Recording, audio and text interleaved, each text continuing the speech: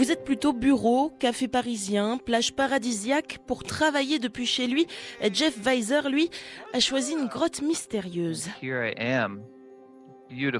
Quelle grotte magnifique! Il y a des petits champignons à côté de moi. C'est vraiment beau cette grotte dans laquelle je suis immergé. Grâce à son casque de réalité virtuelle, Jeff peut passer des journées en immersion dans le métaverse et travailler depuis ce monde virtuel. Ce n'est pas possible pour moi d'être à deux endroits en même temps, n'est-ce pas? Eh bien, je suis complètement à deux endroits en même temps. Vraiment.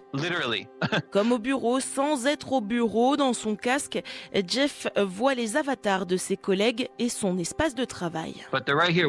Alors là, avec moi, c'est Ryan. Il est community manager. Et là, c'est Harry. Il travaille ici avec moi tous les jours. Il fait de la vente. Notre journée commence par de la coordination hors ligne avec notre équipe pour s'assurer que nous savons ce que nous allons faire chaque jour. Ensuite, nous entrons dans le métaverse et nous travaillons en réalité virtuelle dans un espace collaboratif. On s'assoit à un bureau avec nos avatars et on parle de ce que nous sommes sur le point de réaliser au cours de la journée. Un programme très sérieux pour une pratique qui a séduit plusieurs entreprises. À Austin, aux États-Unis, la compagnie Immersed frôlait la faillite. Mais ça, c'était avant la pandémie de Covid-19, comme l'explique son responsable de vente, Gavin Menichini. Le Covid est arrivé et bien sûr ça a été terrible, mais ça a eu des effets bénéfiques pour Immersed parce que notre idée est passée d'idées folles et futuristes à l'horizon 2028 à « tiens, mais tout le monde travaille de chez soi maintenant ».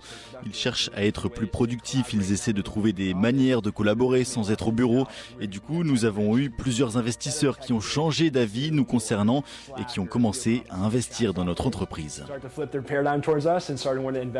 Pour certains, le métaverse est encore un délire futuriste difficile à comprendre, mais ses adeptes voient de nombreuses possibilités, rien qu'en termes de travail selon Gavin. On pense qu'il y a de la valeur ajoutée à travailler dans la réalité virtuelle. Dans le monde réel par exemple, les gens travaillent sur un ordinateur portable chez eux ou au bureau avec beaucoup de sujets de distraction autour d'eux.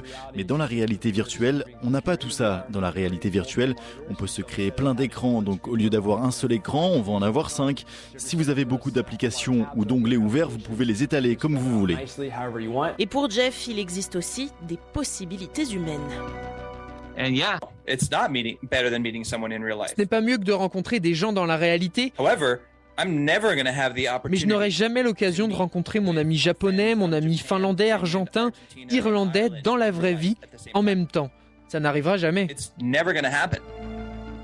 Les géants d'Internet s'y mettent aussi, bien sûr. Après Facebook qui a lancé son propre métaverse, c'est Microsoft qui vient d'annoncer la création de Mesh for Teams, une plateforme 3D immersive pour les...